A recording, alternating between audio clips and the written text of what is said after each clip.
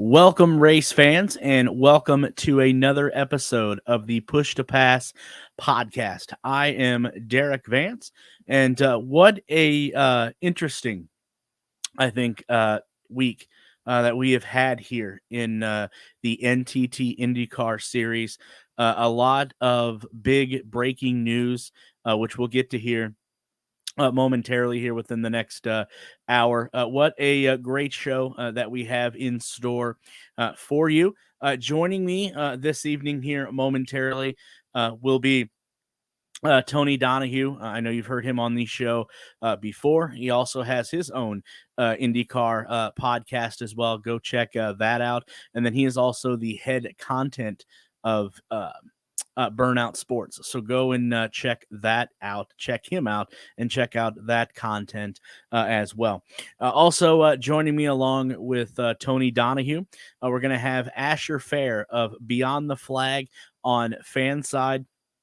He'll be joining us here to discuss not only the big news as you see scrolling it down there at the bottom of the page, but he's also going to be discussing the NTT IndyCar series as well so far. And then also, too, obviously, we have a race this weekend in Toronto, the IndyCar series back in Toronto after a couple-year hiatus. So we'll talk to him about that as well. And then also we have another Andretti Autosport driver joining us from the Indy Lights series tonight. Hunter McElray is going to be joining us. The number 27 Andretti Autosport driver is going to be joining us. And then to finish the show, as always, we're going to bring Mike in from BetIndyCar to talk about some of the lines this week at Toronto and things of that nature. But I do see the special guest co-host has joined us from live on site, I think, to say the least there. Tony, thank you for taking a little bit of time out of your busy schedule. I know you got a huge softball game coming up here, not in the not so distant future. But first and foremost, it was Toronto week. IndyCar been on hiatus the last couple of years from Toronto, and we thought it was all going to be quiet on the Western Front. And how wrong were we? Yeah, we're going into this weekend, and the hype should be that Toronto is back on the schedule, and that this is a street race that has huge implications because a lot of the drivers that are competing for the championship, including Alex Palou, don't have experience at Toronto. They've never been there, right? They haven't been there since 2019. But as you know, the headline for Stolen Tuesday evening with the tug-of-war battle between Arrow McLaren SP and Chip Ganassi Racing for the services of the defending champion of the series, Alex Palou. So it's certainly something that we've never seen in IndyCar. I'm all about some drama, some excitement. I think it really gets everybody's gears churning, for lack of a better term. And we'll see what happens. I mean, I am a little bit surprised that Palou is in the cockpit this week. If you're going to cite, and I like Alex Palou first and foremost, I have a lot of respect for him. He's been great to me. We have a good relationship. But if you're going to cite that it's personal reasons on why you don't want to race next year for Chip Ganassi Racing, well, how tough are those personal reasons that, you know what, you'll go ahead and race with them the remainder of the season, sitting fourth in the championship standings, but you don't want to race for them next year. So, there's that domino. The next domino is, okay, if Palou does go to McLaren next year, is it actually in an IndyCar? I don't think he's going to go to Formula E. I think that's Felix Rosenquist's seat, but is there a chance he does get a super license, which he's not too far away from acquiring, to go to Formula One? Is this something that they say, okay, well, Daniel Ricciardo's not doing what we need him to do. He's unhappy. We're going to move him and take Alex Palou to Formula One. I mean, this guy's never even tested a Formula One car. So, Derik, there's a lot of questions that need to be answered. I think lawyers are going to answer some of those questions for us, but will be interesting to see because that 10 car is still in the championship hunt despite the fact that it hasn't had a win this season. And you go to Toronto, a race that guys like VK and Alex Palou don't have experience on. So that should be the storyline going in, but it's not. And it's interesting to see what will happen this weekend, knowing that there's a lot of drivers inside of the top 10 of the standings that don't have Toronto experience, and that have not been to that track. And then, oh, by the way, it's a street course. Every time you go back to a street course that has long winters like Detroit and Toronto do, things change. There's different bumps. There's different creases to the track. So there's a lot going into this weekend. But obviously the number one headline right here, Derik, is what's going to happen with Alex Palou and his services moving forward. Yeah, you're absolutely right. One group that has to be extremely happy as to what has taken place here in the last 72 hours has to be the Andretti drivers, Mm-hmm. because that was going to be the storyline. I thought going into Toronto, the mayhem or lack thereof that they had in Mid Ohio, Yeah. but yeah, it's the storyline. Obviously, is going to be Alex Palou. I can't imagine what the media bullpen is going to look like tomorrow. I think it's going to be Alex Palou and everybody else. But there's a lot of, again, legalities as you talked about. Obviously, Chip has made it perfectly clear that he's going to extend that 2023 option. And on the flip side of that, kudos to Zach Brown, because you talk about the money that he is dumping in to the IndyCar series, not only building the new facility, but the new contract to Pato Award, Alexander Rossi, and I guess Alex Palou as well.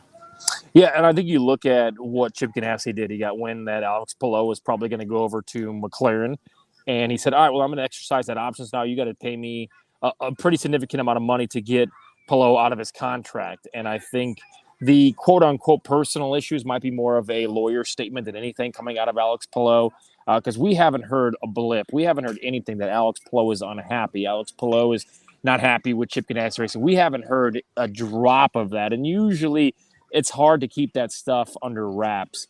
And then, okay, so then what does Chip Ganassi do? Does he go after Arenas VK, who I think is the next best driver, who I reported a month ago was more than likely going to end up at Chip Ganassi Racing?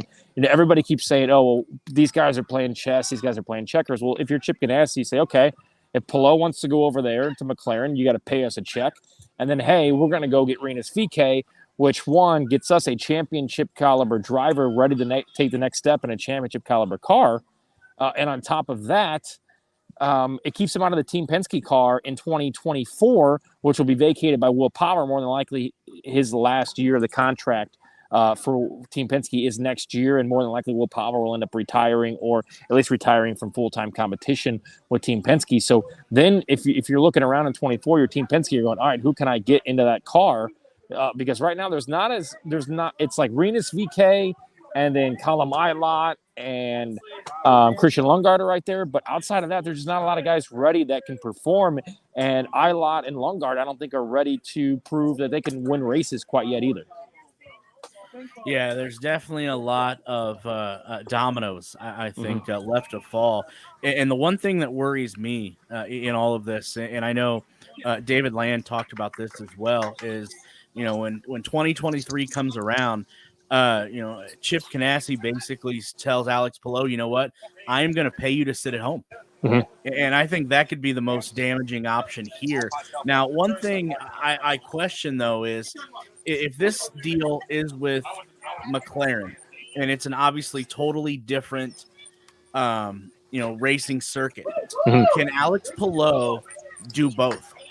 Is that possible? I don't know. I think there was a couple of weekends where the Formula E and IndyCar kind of mix, and that's probably why they said, you know what, we're going to have Felix Rosenqvist as our fail-safe just in case things happen. I don't think that you could do both full time, but again, if you wanted to rotate some drivers in and out, and go for a team championship, let's say on what would be maybe the 6th car with Alex Palou and Felix Rosenqvist, maybe. But I just think that that's counterintuitive to what you're doing.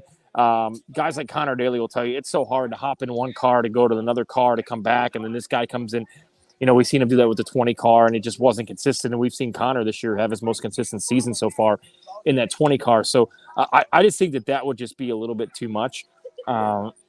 And Alex Palou is not a guy that I don't think is going to accept, regardless of how big the check is, to say, hey, I'm going to go to Formula E. So there is a lot of dominoes left to fall, that's for sure. Yeah, there absolutely is. And again, we don't know where Alex Palou sits with McLaren. All intents and purposes, everything he tweeted out, retweeted, had nothing to do with Aero McLaren. It Yep. just had to do with McLaren. So that's going to remain Yep. to be seen. But can you imagine for a moment? Just imagine 2023 opening weekend, the Aero McLaren stable, Alexander Rossi, Pato Award, and Alex Palou. I mean, it's a super team, right? And that's what Zach Brown wants. That's what Zach Brown knows that he needs to do to compete in IndyCar for championships and Indianapolis 500 wins. Pato has had great Indianapolis 500 runs the last 2 seasons. Felix had a good month of May to kind of quote unquote save his job at McLaren, whether that's being a Formula E driver or an IndyCar driver. But that is an absolute super team that contends with Ganassi and contends with Penske right away. I think it's a team that, does Renus end up at Chip Ganassi Racing? And I think Renus VK is a super talent that can win races in that 10 car and contend for a championship. Yeah, absolutely. And you know what, though? Coming around to 2023, you could see this same war between Chip Ganassi and Zach Brown for Renus VK. So this may rear its ugly head again. But aside from that, another storyline, obviously, is the chaos that is taking place over at Andretti Autosports with everything that took place there. Hey, I'll sit one more. So, all right, we'll get one more segment with you. I'm sitting here, so you're good. I'm going to sit the sitting out, so you're good. But what is your feel? What is your take? I know you were at Mid Ohio with everything that's involving Andretti Autosport right now. I think that you've got Alexander Rossi, who is frustrated with his results over the last 2 to 3 years. I don't think he's won a race since the 2019 season. And then I think when Rossi came in, there was a look at him like, oh, here's this Formula One guy who is better than everybody and whatever. Well, Rossi's kind of looking at Grosjean going, is this what people thought about me? Was I a quote-unquote ass to get along with, right? And I think Grosjean has one goal in his mind. It's not to make friends. It's not to make anybody happy but himself and to go out and win races and contend for races. It's been a frustrating season for Andretti. You take away that win for Colton Herta at the Indy GP when it rained and really gave him the opportunity to win that race. Outside of that, it's not been a very good run. I think Grosjean has one podium this year, if I'm not mistaken. Rossi has a couple. Rossi has been pretty hot for the most part since the start of the month of May. Andretti got into him big time. I mean, Michael came in and basically, because look, not only, Derik, was it a bad look for them in their IndyCar program, it was a bad look. Good catch. Sorry. Not only was it a bad look for their IndyCar program, it was a bad look for them trying to get to Formula One, trying to get these people to sign off on him coming to Formula One. And Formula One, which has always been anti-American. I mean, look, we haven't seen an American driver over there since, Scott Speed ran a couple of races. Michael went over there in 1993. I think it gives an excuse for these Formula One teams to say, you know what? Look, he can't even control his own IndyCar program and his own IndyCar drivers. And he's got his best driver in Colton Herta, now with McLaren, doing some testing for Formula One. It's one of those things that's like, man, it's not a good look, not only on the IndyCar side of things, but Formula One. I think we'll see a resurgence. Toronto has been a track that the Andrettis have always ran well at. Michael obviously won there a lot in his time. I think we'll see good runs this weekend out of Colton, Grosjean, and I think Alexander Rossi, and also Devlin DeFrancesco. I mean, Devlin's been kind of the scapegoat for a lot of things, and there was no controversy really out of him at Mid Ohio. He did have a little dust up with Grosjean, but at the end of the day, I think we'll see a little bit of a resurgence out of Andretti. Am I going to predict that their drivers win this weekend? No, but I think we'll see a little bit more pep in their step to get stuff done. And I think Michael said, look, we got to finish the season strong. We have sponsor obligations. You're still under contract with me, whether you're going somewhere else next year or not. So I think we will see a little bit more out of Andretti. I think all four of his drivers are professional at the end of the day and will do what it takes to better the team. And, the emotions finally boiled over at Mid Ohio. That had been building for weeks and weeks and weeks. I mean, we've seen Grosjean run guys off. We've seen Rossi kind of be on a charge lately.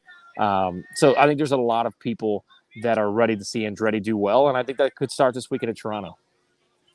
Yeah, I'm in total agreement with you. Michael runs a tight, classy outfit over there. And as you said, everything finally come to a boiling point, and they had to have that come to Jesus meeting there. Yeah, And which was I needed, mean, which was oh, needed, and maybe it was needed a few weeks prior, and it finally just took its toll on the track. It finally took its toll off the track when Grosjean walked to his transporter with his helmet on. He walked right by me when Andretti went by and didn't see Rossi on his scooter and yelled, "Where the hell is he?" So a lot of things just boiled over, and maybe that sit down should have came before Road America. Instead, it comes after all that stuff goes down after the Mid Ohio race.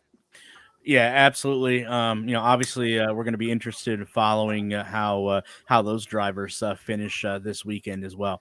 Tony, again, a huge thank you for taking time out of your day. I know you got to get back to a huge softball game you got over there, but if you do get some time before 10 o'clock or so, make sure you see if you can hop back on. Yep, thanks for having me. Sorry that didn't work out for the entire show. Tell Hunter I said hello. I ran into his teammate today downtown on the Circle, Stingray Rob, and I said, "What should I ask Hunter if I talk to him tonight?" And he said, "You need to ask him what it's like to sit on the sidelines while his two other lights teammates were testing an IndyCar at Mid Ohio Oh, the other day." So all right. Hunter, You know what? I will get that in for you. yeah, Absolutely, I will get that in for you. but it was a All great right. win for Hunter a few weeks ago at Mid Ohio, and as cool as this is IndyCar, watch these Indy Lights guys because that Iowa race is going to be awesome coming up in a week and a half. Yeah, absolutely. Can't wait to preview that. But Tony, again, a huge thank you for carving some time out of your day. And if you can, get back on. Thanks, appreciate it. I gotta go bat now. There you go. See ya. Yep. That was Tony Donohue. Go check him out there on his IndyCar podcast as well as Burnout Sports. But now our next guest here on the Push to Pass podcast, absolute fan of this next individual. We've actually been Twitter followers of each other for quite a long time. But Asher Fair of Beyond the Flag on Fanside is here joining us now. Asher, first and foremost, let me say it's a huge thank you for carving a little bit of time out of your busy day, obviously busy schedule to come on here. But for people that don't follow you in the racing world, and let me say shame on them if they don't, tell us a little bit about yourself. Yeah, I mean, well, first of all, can you hear me all right? It's my first time using this software. You are, as they say, 5x5. You're coming in crystal clear. Sounds good. Thanks again for having me. Thanks for setting this up, for putting up with my 16 different Twitter questions before getting on. But yeah, I've been doing this for Beyond the Flag. I guess this is my 6th season. So 2017 is when I started for Beyond the Flag. And then before that, actually, it's an interesting story how I got started into racing. So I guess I was in like 4th grade and I was watching. Have you ever heard of the show Gomer Pyle? Well, golly, George. Exactly. So I got into that show. I was like in 4th grade. My dad bought season 1, and then of course he bought us season 2, season 3, and then he said, "Hey, if you want to watch Gomer Pyle sing on Sunday, you could watch Indy 500." So that was 2009 Indy 500. Castroneves won. It was his 3rd. And ever since then, I've just been hooked on the sport, and that became an Instagram fan account, which evolved into my own website, which was called Sports Press. And then I used that to apply to my editor role at Beyond the Flag. So it's been an interesting journey, that's for sure. Yeah, it definitely sounds like it has, and kudos to your dad for having you watch great TV shows like Gomer Pyle, because obviously TV did this day and age. There's nothing like seeing Jim Neighbors, but No. I know you're a huge motorsports fan. Obviously, you do write IndyCar, and not a shortage, I think, of topics here within the last couple of weeks. Just got done talking there with Tony Donohue. First and foremost, let's talk about a little bit what had the news that has shaken, I think, the IndyCar world within the last 72 hours. I know you've been on it, but the news coming out there Tuesday evening, everything surrounding what is going on with Alex Palou. Yeah, I think it's it's one of those things where you say, oh, silly season doesn't matter because you got to focus on the task at hand, but it does matter. I mean, you're seeing these reports from Brazilian media that they're ready to put Kanan in his seat, which I don't know how much of that I believe, but it just crazy. I mean, how does Chip Ganassi move forward with him in the championship this year? I mean, they have two other fully capable championship contenders that, I mean, they're going to want to, I hate to say it, but they're going to want to prioritize those two if they keep Palou in that seat. So it'll be interesting to see how it plays out. But what's funny to me, and I said this from the start, was if you remember early last month, Kanan tweeted about, he basically tweeted what was going to happen without revealing exactly who. So something tells me that there's a lot more going on behind the scenes than anybody's being led to know. Yeah, I think you're absolutely right, and that's a great point that you just alluded to there. If I remember correctly, the tweet that Tony Kanaan tweeted out is that you're going to be knocked off your chair. I think at the name that's going to surface for McLaren. Now, the interesting thing about this is, and you've seen this as well, everything that was tweeted, retweeted by Alex Palou had nothing to do with Aero McLaren. All it talked about was McLaren. So that kind of, is a luminous cloud that is hovering over this as well. And the contract aspect of this really, Chip Ganassi kind of holds all the cards here. I think so, but I think that he needs to be careful. I mean, we saw Tony, who you just had on last month, tweeted about how VK was going to go to Ganassi and that it was like close to being a done deal or whatever. I think if Palou's contract forbid him to talk to another IndyCar team, then if Ganassi tries to keep him from driving for Arrow McLaren SP IndyCar team, they better be careful that Arrow McLaren SP doesn't come in and swipe VK from them as well. So I don't know if that could happen, but he wants to be careful there. Yeah, that's a great point, and that was something I brought up with Tony, is that we could see this play out all over again during the off season, as you just mentioned there.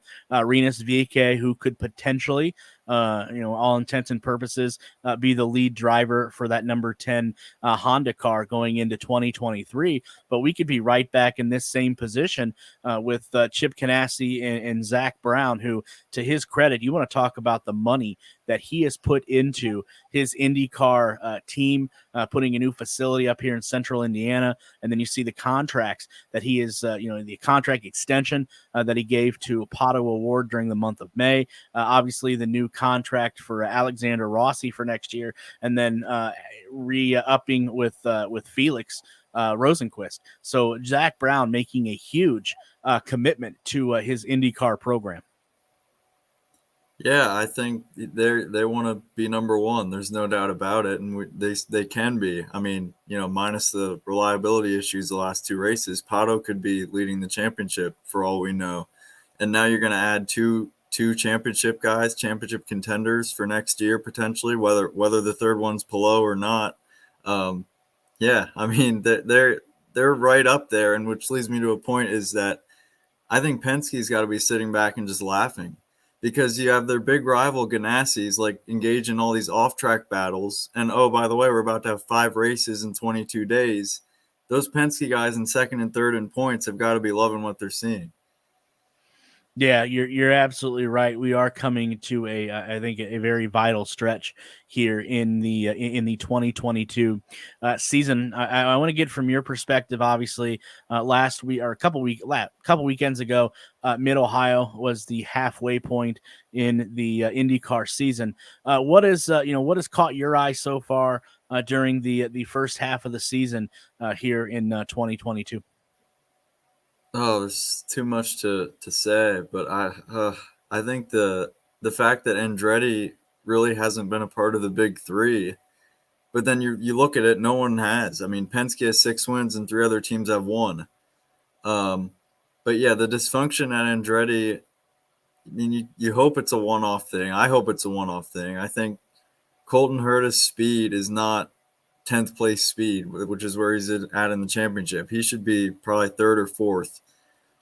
based on everybody else's success. And obviously he had the tough Indy 500. But what stood out to me is the rookie battle. I think Christian Lundgaard is obviously leading that standings right now, but he's right up there with Graham Rahal. And that team, I mean, people criticize Graham Rahal all the time, but that team has struggled this year. And that's no secret. And yet he's right up there with a veteran who's been doing it for 15 years. So the rookie battles impress me because you also have David Malukas, who's same thing. I mean, he's right up there with Sato every week. So the rookies have been impressive to me. Yeah, I think you're absolutely right, and not to not to mention Callum Ilott and the driving Yes. that he has done.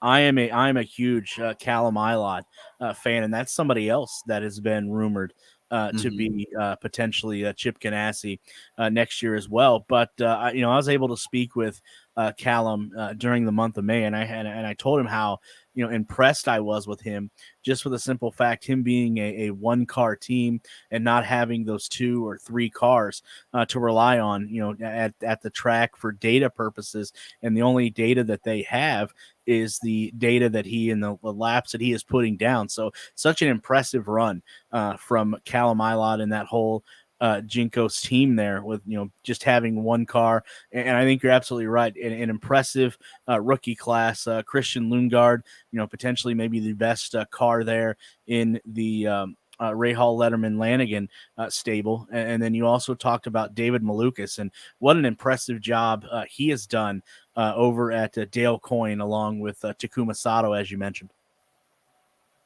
Yeah, you basically said it. They've been impressive, and I know Christian told me a few weeks ago that he hopes to get on the podium at Iowa for the first time because that's the weekend he turns 21. So I reminded him, he could do it twice with the doubleheader. Yeah, absolutely. And then you talk about the turmoil that I think we finally got to see boil over, unfortunately, with Andretti Autosport there on Mid Ohio weekend. It's just been something from my understanding that has just accumulated over time, and with outside of Colton Herta winning in a rain-soaked road course at the IMS during the month of May. Andretti has struggled just as much as those other teams that aren't named Penske. Yeah, it's really been the Penske show this year. I mean, the last 2 years after Roger bought the series, they were kind of, they weren't quite the best team. And you kind of wondered, does this have anything to do with their kind of drop in performance? But this year's been, this has been their best season in quite some time. 6 wins in 9 races. I mean, that's like F1 level dominance almost, aside from the fact that you have 3 different drivers who could win on every weekend. Yeah, you're absolutely right. And you think back, Asher, to last year, 2021. Penske struggled for the majority of the year. They did find their way to 3 wins in 2021. Curious, I wish I was a fly on the wall during the offseason there with the Penske teams, because you go from 3 wins 1 year ago and you double that to 6. Not to mention, what Joseph Newgarden has done by himself, winning the cool $1 million. So a little bit of a resurgence, I would say, we have seen in Team Penske here in 2022, and specifically Joseph Newgarden, who opened up the season like a house of fire. And it seems like to me, looking at the remaining tracks we have this weekend in Toronto, I think that's gonna be a huge question mark, because obviously IndyCar hasn't been there the last few years, and you only have a handful of drivers that actually have experience in the course up in Toronto. But the remaining courses, Iowa, Nashville, the likes like that, definitely play in Joseph Newgarden's hands. Yeah, I mean, Penske, you mentioned they doubled their win total. They've done it in half a season too, and Newgarden's been responsible for half of that. I think when they announced that $1 million challenge, I don't really know if anybody thought there would actually be a winner, right? I mean, you have so many different drivers who can win any given week. How is one driver going to win on every single kind of venue in a single season? And he does it before the halfway mark. So I think he's the guy. I think I think he's probably the championship favorite at this point. The issue with him early on was consistency. He had like 2 or 3 wins, and everything else was 14th or worse or something crazy like that. But they seem to be getting things together on the consistency front. And yeah, the tracks, Iowa, it's like you used to be able to just pencil him in as the winner almost.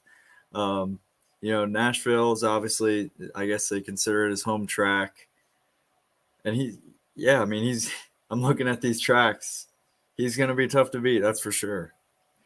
Yeah, you're absolutely right. And starting this weekend, obviously in Toronto, we'll talk on that a little bit with the few minutes we have remaining. If you're just joining us, Asher Fair from Beyond the Flag has taking a little bit of time out of his busy schedule to join us this weekend north of the border for the first time in the last couple years with the Honda Indy at Toronto. I think this is going to be quite an interesting race because just like as I mentioned, outside of Scott Dixon, Will Power, and some of the veterans of the IndyCar series, there are going to be a lot of first timers that are going to be taking their first laps tomorrow on the street course there in Toronto. Alex Palou,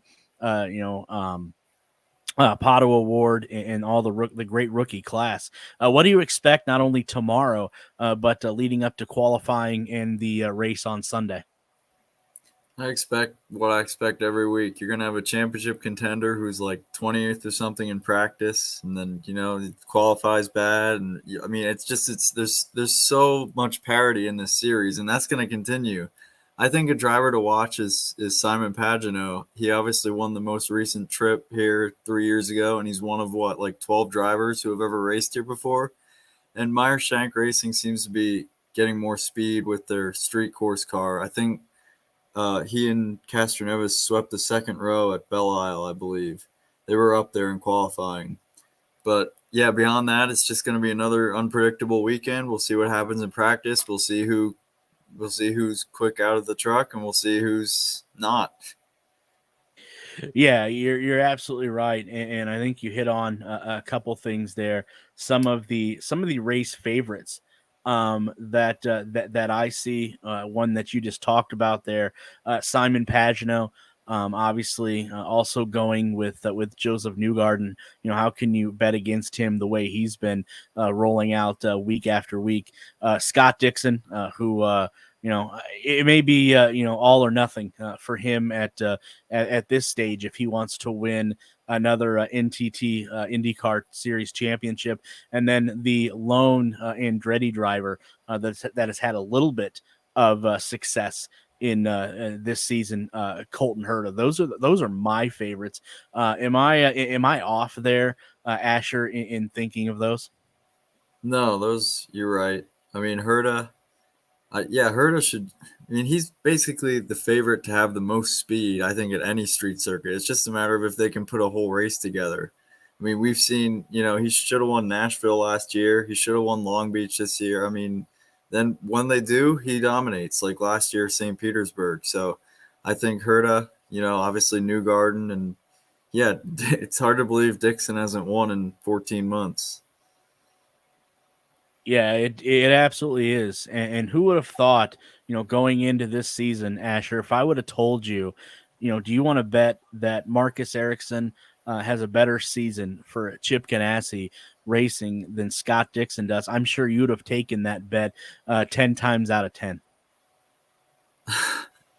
I think last year when Marcus won more races than Dixon, you kind of started to believe like, hey, this guy can be legit. I know he's the points leader. I don't know that he's had the best season. I mean, you had the Long Beach. He was on the podium until the last few laps, which is always a shame. I think his point total is definitely inflated because the Indy 500 was double points. And, that's the same reason Dixon and Palou aren't also leading the championship because of their issues. But it wouldn't have been too hard to believe that, honestly, just based on last year and the success he had. I think it was his second year with Ganassi, so he took a huge step forward from his first season there.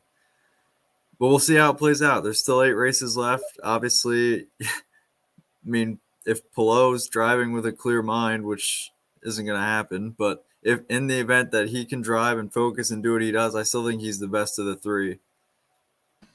Yeah, you're absolutely right. This championship point standings is going to come down to a handful of drivers, and the one I think, as I mentioned, it plays to the most there is Joseph Newgarden. But we've been on a roller coaster so far in 2022, so I don't expect that to change anytime soon. Asher, for people that again are interested in following you on social media, if they don't already, like I said, shame on them. And then all of the great content that you provide on a daily basis as well. Where can people find that at? Beyondtheflag.com, no spaces, obviously. And then our Twitter page is beyond_the_flag. I do have a personal Twitter. I don't even know the handle off the top of my head. I never use it. But if you look up Asher Fair, I'm sure it'll pop up. Again, Asher, huge thank you for taking a little bit of time out of your busy schedule to join us. Definitely look forward to what this final couple months has in store in the IndyCar series, and I'm sure you'll be following it just as closely as I do. Hopefully, we'll be able to do this again down the road sometime, and maybe either at IMS towards the end of the month, or maybe even Nashville. We can cross paths and actually do this in person. Thanks again for having me. Yep, and sounds good. We'll definitely have to do this again. Yep, absolutely. Asher, again, huge thank you, and we'll talk down the road. Yep, see you later. Thank you. That was Asher Fair of Beyond the Flag. Make sure you go on Twitter, check him out, and check all of his content out there on his website as well.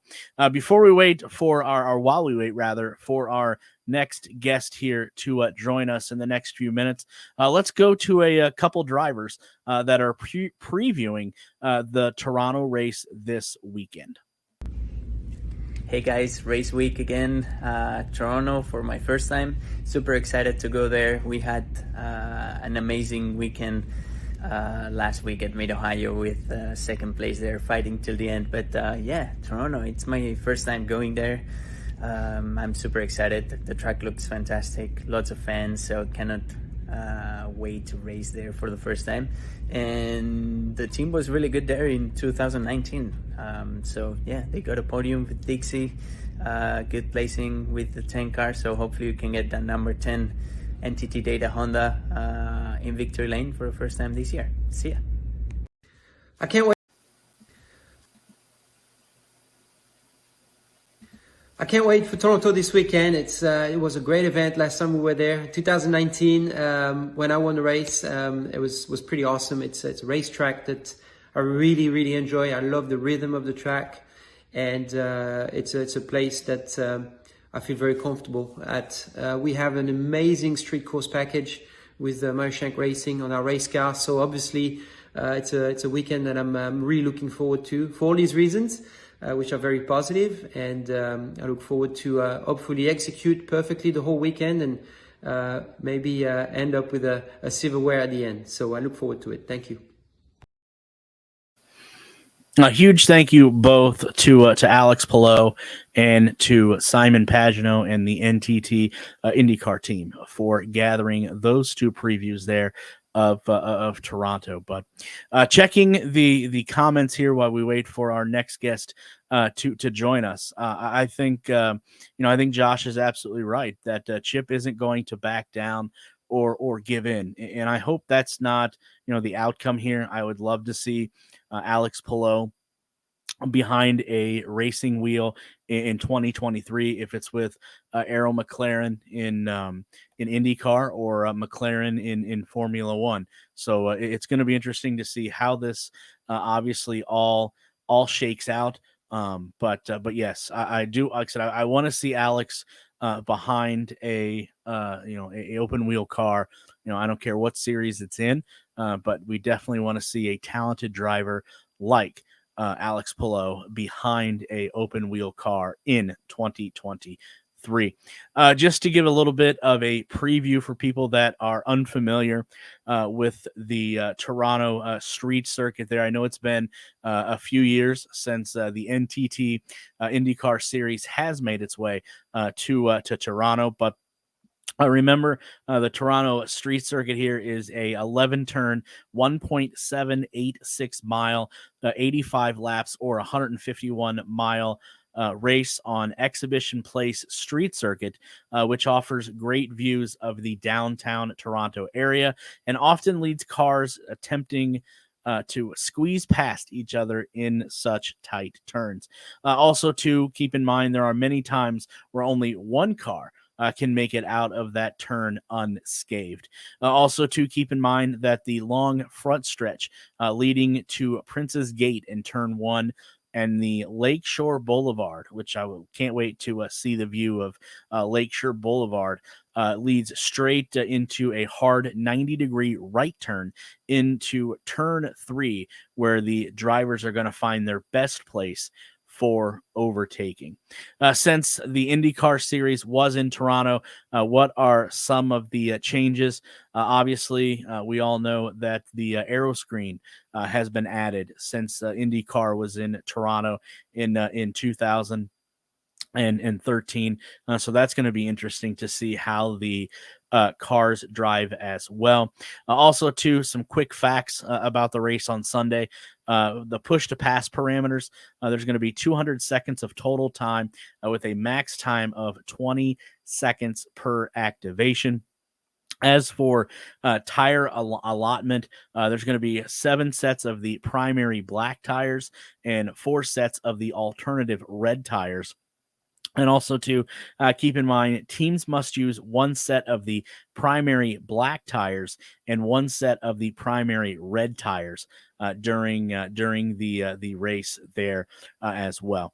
As Tony alluded to and Asher alluded to earlier, the last time in the IndyCar series was in Toronto, the pole winner, the NTT P1 award winner, was Simon Pagino. And along with winning the pole, Simon Pagino also won that race there as well. Taking a look at the schedule for this weekend, Friday, July 15th, at 2:30 is scheduled practice number 1. And then Saturday at 10 a.m. is scheduled practice number 2. And then Saturday as well, you have the first round of qualifying at 2 p.m. And then the second group of the second group will qualify at 2:20 on Saturday as well. And then round 2 of qualification will be at 2:40 on Saturday. And then the Firestone Fast 6 is scheduled for 3 p.m. on Saturday. And then leading into Sunday, you'll have the warm-up there at 10:55 a.m., and then the race is scheduled to begin at 3:20 p.m. Remember, these are all Eastern Standard Times. And I do see we have another question from Josh there in the comments asking if we will be at the IndyCar race in Nashville, and that is a astounding yes, we will. And then if so, will we be broadcasting live from there? You know what? We haven't given it much thought, but don't be surprised if you see a broadcast or two from there. I know we're going to gather obviously a lot of interviews and things of that nature. So, some past winners from Toronto, active winners for the that are current drivers. You have Will Power has 3 wins in Toronto, followed by Scott Dixon with 3, Joseph Newgarden with 2, and then obviously Simon Pagino with 1 as well. And then the active pole winners, Will Power has 2 poles, Scott Dixon has 2 poles, Simon Pagino has 1, Elio Castroneves has 1, and then also Joseph Newgarden with 1 pole as well. So just waiting. We should have here our next guest momentarily stepping in. So can't wait to hear from this driver. What a great season he has had so far in Indy Lights, and obviously he is waiting patiently for his call up to the to the major circuit there, the NTT IndyCar series.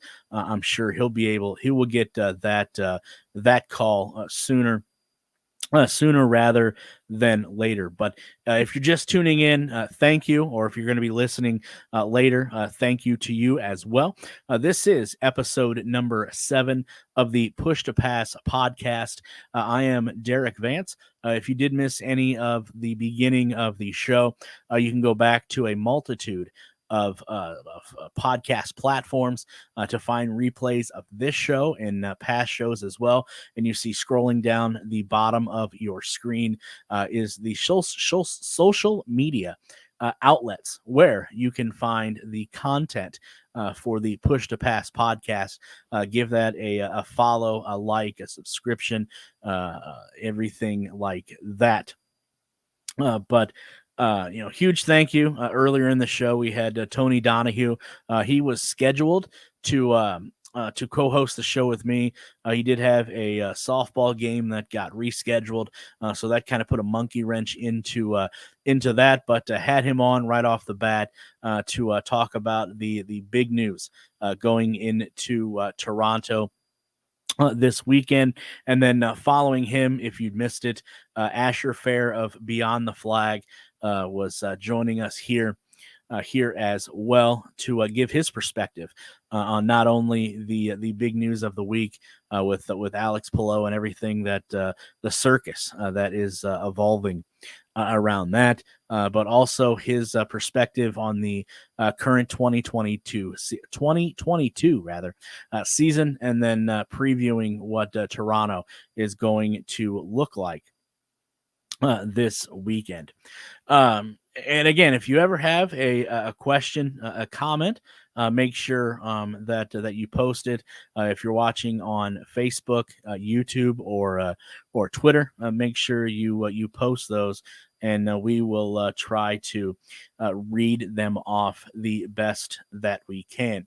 Let's take a look again the entry list, because I know that has been talk of the circuit as well, with some of the sponsor issues that AJ Foyt and Tatiana Calderon are having. But taking a look at the entry list this weekend, you have Joseph Newgarden, Scott McLaughlin, Dalton Kellett, Pato Award, Elio Castroneves, Felix Rosenquist, Marcus Ericsson, Scott Dixon, Alex Palou, Will Power, Kyle Kirkwood, Graham Rahal, David Malukas, Connor Daly, Renus VK, Colton Herta, Alexander Rossi, Roman Grosjean, Delvin DeFrancesca, Christian Lundgaard, Jack Harvey, Jimmy Johnson, sporting a new livery this weekend as well, pretty sharp, Takuma Sato, Simon Pagino, and then rounding out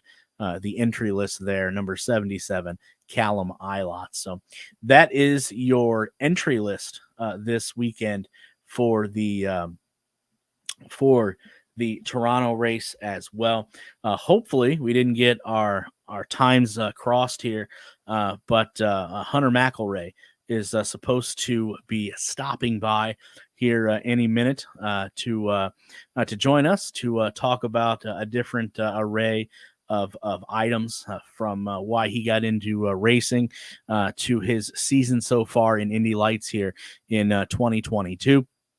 And then Indy Lights picks up next weekend in Iowa. I know Asher was talking about the double weekend that the IndyCar series has at Iowa, but the Indy Lights will be there as well. So can't wait to hopefully be able to hear from Hunter and give us a little bit of a preview of that race there as well. So just waiting, obviously, on Hunter to join us. Just looking through some some news and notes here but going into the Toronto race. So far this year, there have been 6 different winners in 9 NTT IndyCar Series races in 2022. Scott McLaughlin obviously winning at St. Petersburg in Mid-Ohio. Joseph Newgarden at Texas, Long Beach, and Road America. Pato Award winning at Barber Motorsports Park. And then you had Colton Herta, as we said, winning at the IMS road course, the first of 2 road course races this year at IMS. And then Marcus Ericsson winning the Indianapolis 500. And Will Power winning at Raceway in Belle Isle Park. They have all won in 2022. The record for the most different winners in a season is 11, and that occurred in 2020, 2021, and 2014. Also, there have been 6 different winners in the last 10 NTT IndyCar Series races. Colton Herta, Scott McLaughlin, Joseph Newgarden, Pato Award, Marcus Ericsson, and Will Power. The only repeat winners in that stretch are Newgarden, Texas this year, Long Beach this year, and Road America this year as well. And then Scott McLaughlin, winning at St. Petersburg in 2022 and Mid-Ohio in 2022 as well. Also keep in mind, there have been 9 different NTT P1 award winners in this season as well. Scott McLaughlin at St. Petersburg, Felix Rosenquist at Texas, Colton Herta at Long Beach, Renus VK at Barber Motorsports Park, Will Power at the IMS road course, the first road course race this year at IMS, Scott Dixon at the 500, and then Joseph Newgarden at Belle Isle Park, Alexander Rossi at Road America, and then Pato Award there at Mid-Ohio. The Honda IndyCar Toronto will be the 36th IndyCar Series race held on the Toronto's Exhibition Park. The race returns, as we said, after a 2-year absence due to the COVID pandemic. And as we mentioned back in 2019, Simon Pagino was the last one to win that race. Scott Dixon and Will Power are tied as the winningest active IndyCar Series drivers at Toronto with 3 wins apiece. Penske has won 3 of the last 4 here, with Scott Dixon in a obviously Chip Ganassi car in 2018 as the other winner here as well. Went through some of the active race winners, the active pole winners. Interesting quote coming from Will Power talking about Toronto. Quote, yeah, I do actually. Having been around so long, talking about driving on and in Toronto, I understand the tracks that I'm good at and what I'm. Toronto is always one that I struggle in qualifying for whatever reason, usually good in the race. After that, you've got to be good at all of them. And some that think you'll be really good at, you may have a bad day, so you got to make the most of everything. But there are some tracks your car is better, you're stronger at, some click with you very well. That's a path that you got to keep working on, so be stronger everywhere. So a little bit of a quote there from Will Power. Interesting words coming from him as well. But I do see that we may have had a communications snafu, and that is apologies. My apologies. Hopefully we'll be able to maybe connect with Hunter next week. But coming on the show now, he's become one of the regulars, so to say, on the Push to Pass podcast. Yes, that is Mike of BetIndyCar.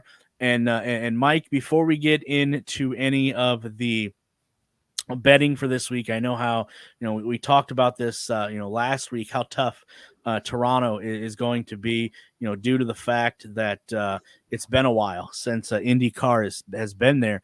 But want to get your perspective. I've asked the other 2 guests that have joined me, and I know you might not pay as much attention as others, but what a earthquake IndyCar had this week with the news from Alex Palou, from Chip Ganassi, and then from McLaren as well. Yeah, Derik, man. Yeah, thanks for having me. Yeah, of course I pay attention. That's part of the gambling and the handicapping is knowing what's going on. And if I'm an IndyCar fan, first and foremost, that's the reason I like to bet on it.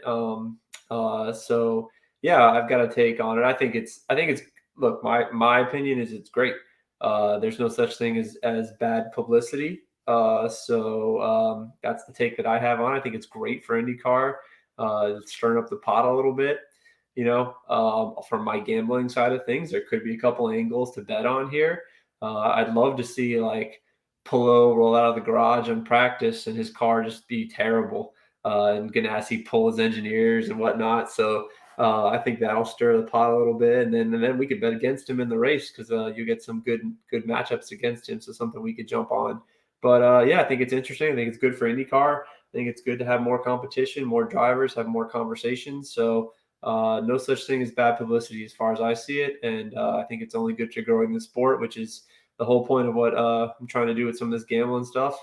Because I think that'll grow the sport as well. Actually in F1, you can bet on where drivers are going to be at. Imagine if we could do that. And then, we'd probably be able to make a ton of money between yourself and the knowledge and the inside information you get and Tony from Burnout Sports. There's there were plenty of people out there reporting some of this stuff, and in F1 you can wager on it. So that'd be cool in the future. But yeah, I think it's interesting, and I think it's good publicity, good for the sport.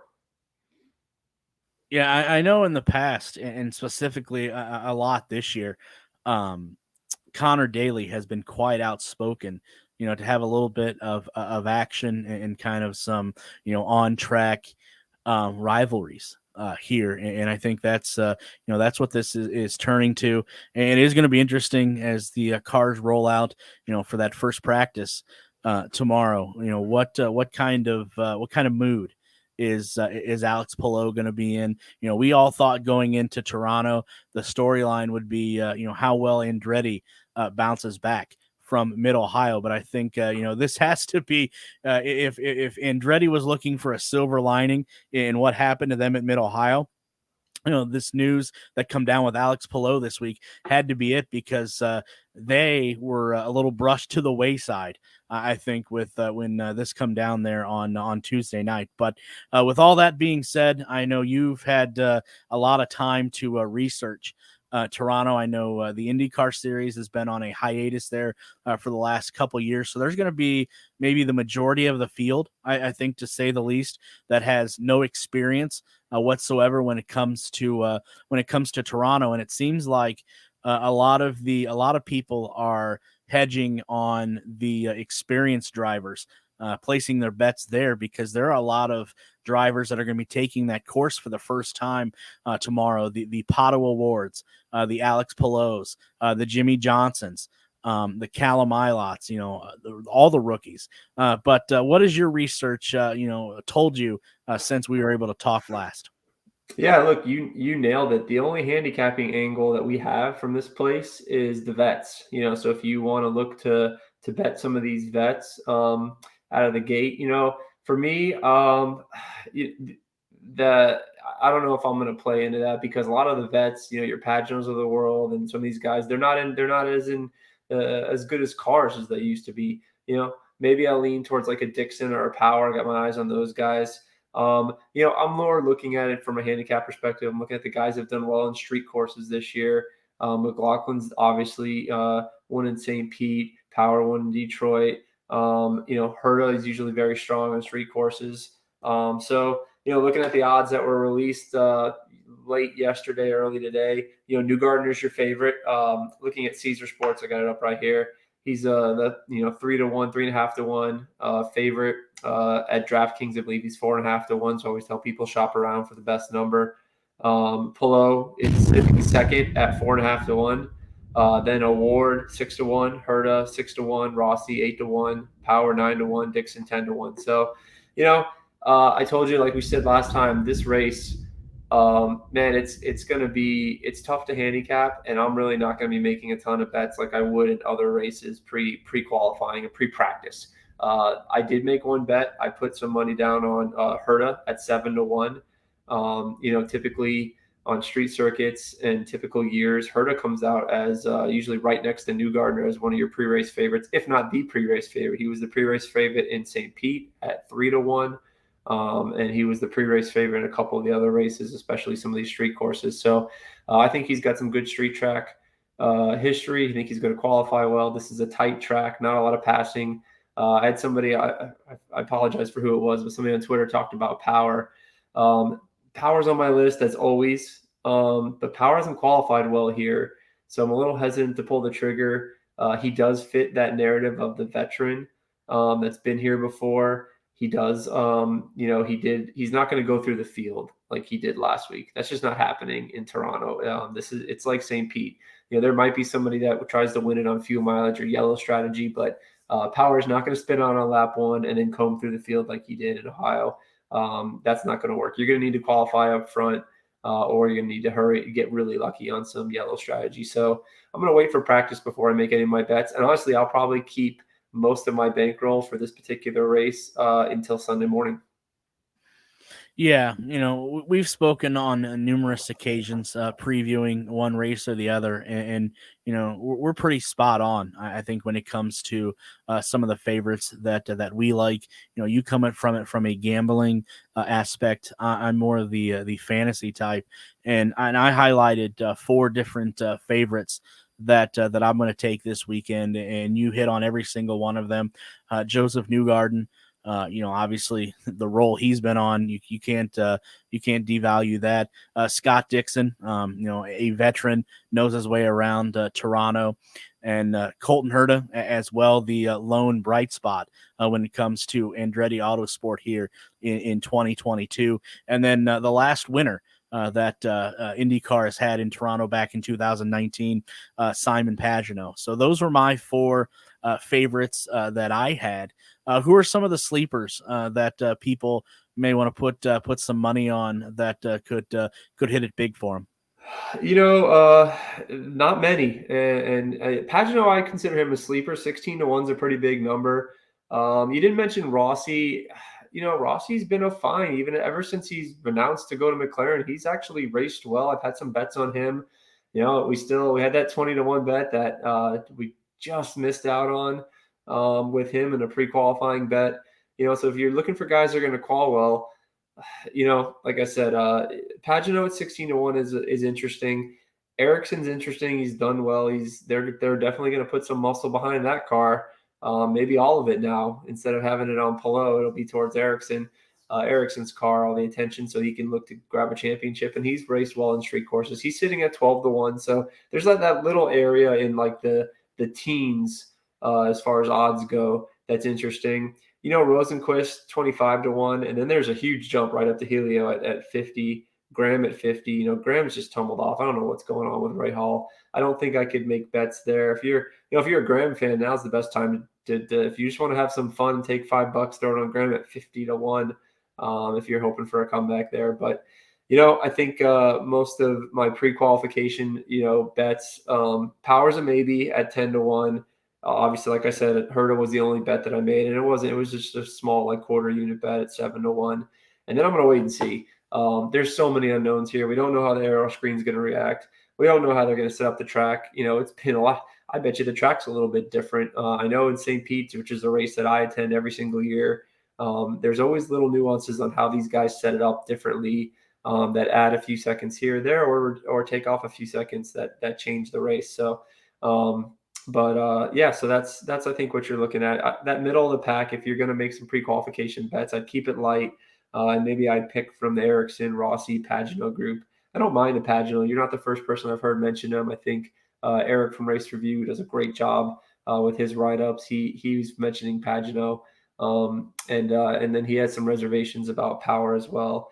Power might be the one guy that gets me. He's a veteran. He's having a great year. He's going to have the Penske power. So if he comes out and has a nice practice, and even if the number drops from 10 to maybe 7 or 8-1 pre-qualification, I might grab that if he's at the top of the charts. But Newgarden, Herder were the guys on my research, my handicapping that I was looking at. I'm not going to bet Newgarden at 4.5 to 1 before qualifications. It's just too low of a number.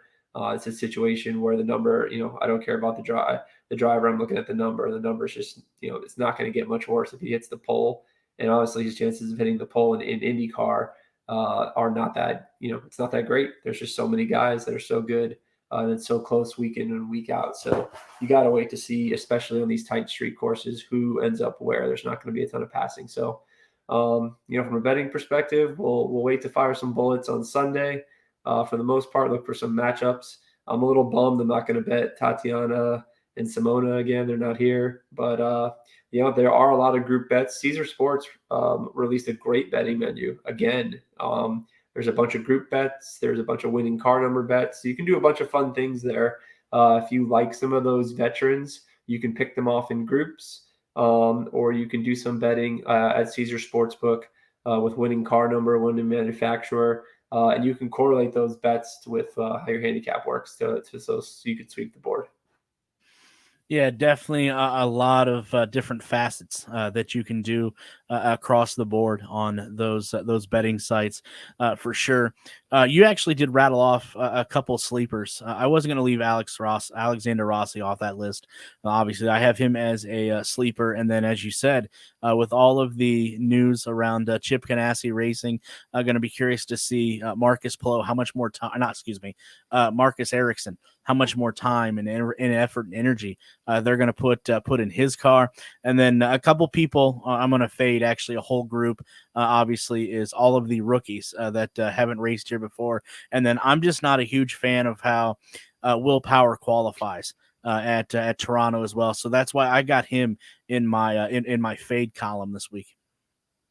Yeah, that's what's keeping me from betting him right now. Is the fact that he struggles in qualifying. 10 to 1, 9 to 1. That's a pretty good number pre-qualifying, but we'll wait and see what happens on the practices tomorrow, see how cars roll off. These guys are professionals. These guys are good. I'm sure they've gotten some simulator time on this track. I wouldn't, it's a handicapping angle for sure to look at the favorites and the guys that have been here before, but in my opinion, it's a weak one. It's not a great angle to play. I'd much rather have some track history with the aero screen in the cars. But there's part of me that thinks that these rookie drivers will do just fine. So it's something to watch very closely, and that's why I think I'm holding most of my money in my pocket right now. The great part, any gambler will tell you that. The sports books have to post numbers and everything. We don't have to bet at all. So, we've given the listeners and the viewers some great things to watch for. It will be interesting to see how rookies and then inexperienced drivers in the Toronto circuit handle things this weekend. I know we talked last week how tough it was going to be to do research into this race this weekend in Toronto, obviously not having the amount of data that we've both had for prior races this year. But was it as hard, Mike, as you thought it would be doing your research this week? Yeah, I couldn't really do much of anything. It's live research. It's trying to get quotes from drivers, trying to see what they're saying about the track, trying to figure out who is on a simulator running the track, what are their drivers saying about, what tracks it's similar to. Like I mentioned, I heard St. Pete come up a lot. So when I think of St. Pete, I do think of Power. I do think of Newgarden. I think of Herta recently, and then maybe McLaughlin, obviously this year. So, that's the track. Those are the drivers that come to mind. So you're doing some kind of, it's like course comparison, so to speak. But honestly, the research this week is going to mainly be live. Twitter is a great source of information. You can get these guys, you can get quotes from people, you can find out what the drivers are saying, you can see what everybody else sees. And that's, you got to put all those pieces together, and then you're looking for some good betting numbers and see if you can take advantage of some things that maybe the sports books aren't aware of to somebody that's, really paying attention. So, my advice, like always, is pay attention, do your homework, and then, make sure you practice good bankroll management and then have some fun. You should be able to win some money. Yeah, absolutely. I think that's you said the most important key there is going to be bankroll management this weekend with so many questions up in the air, being on a hiatus that IndyCar has for the last couple years in Toronto. Can people expect having a Twitter Spaces this weekend? I know you and Tony enjoy absolutely doing those. Can people expect that and to get their betting advice there before Sunday? Yeah, so it's we'll announce we'll get it out there on Twitter, the exact times and what we're I've talked to Tony and the Burnout Bets guys. We'll probably plan to do something Friday after practice. Hopefully we'll get some updated lines after that. If not, we'll have the opening lines and we'll be able to kind of figure out what the lines are looking like pre-qualification. So we will have one more chance, after we see a practice, after we hear what drivers have to say. We'll do a Spaces tomorrow night, Friday, probably around 9 p.m. ish. Or so, and we'll talk about what lines we see pre-qualifications, and then we'll probably do another one on Sunday morning before the race. We'll get on there, and at that point, usually the sports books have released their matchups on Sunday morning, so we can look at matchups, we can look at top threes, top fives, and anything else. If the group betting, I assume Caesars will still have the prop bets up with the groups. We might find something in those groups that we can bet on and take advantage of and hopefully make some cash. Mike, great stuff as always.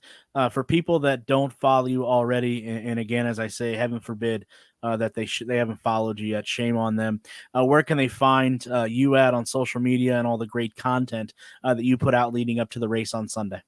Yep, pretty much everything's going to be on @Indy_bet.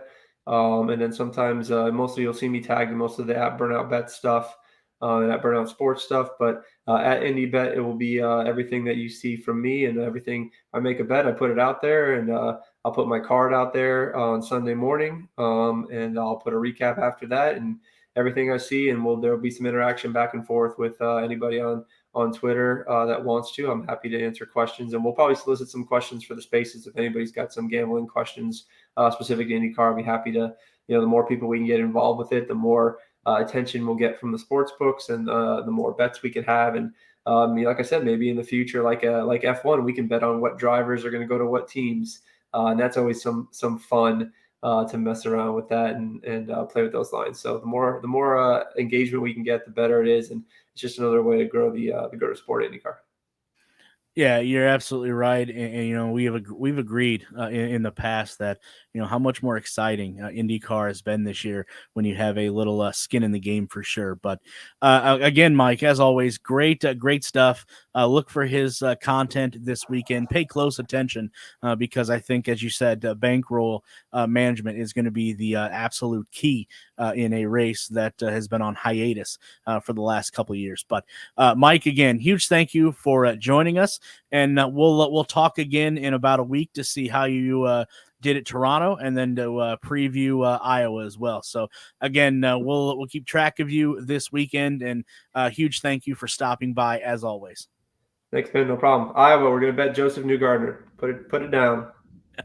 There you go. Get your Iowa bets in already. But again, go check Mike out there on social media.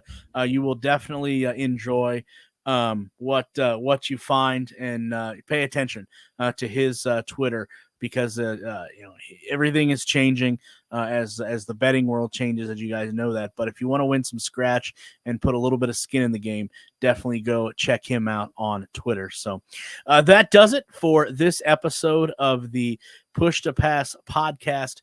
I want to thank a whole host of people for stopping by. First and foremost, want to thank a special guest co-host. I know he wasn't on very long, prior engagement that got changed around, but he was able to stop by. Tony Donohue, go check him out. Burnout Sports, check out his IndyCar podcast as well. And also, again, another huge thank you to Asher Fair of Beyond the Flag, at Beyond_the_flag on Twitter. Check out his not only his Twitter account, but the content that he puts out there as well. And then last but certainly not least, Mike from BetIndyCar.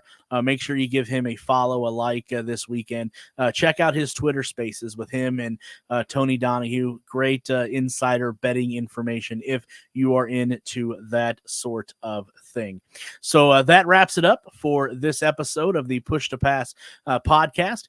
Stay tuned. Next week, we'll be recapping this weekend's race in Toronto and looking forward to the doubleheader weekend coming up at the Iowa Speedway. So for Derik Vance and everyone else that is part of the Push to Pass podcast, we thank you for tuning in, listening, and or watching, and we will see you at the next video.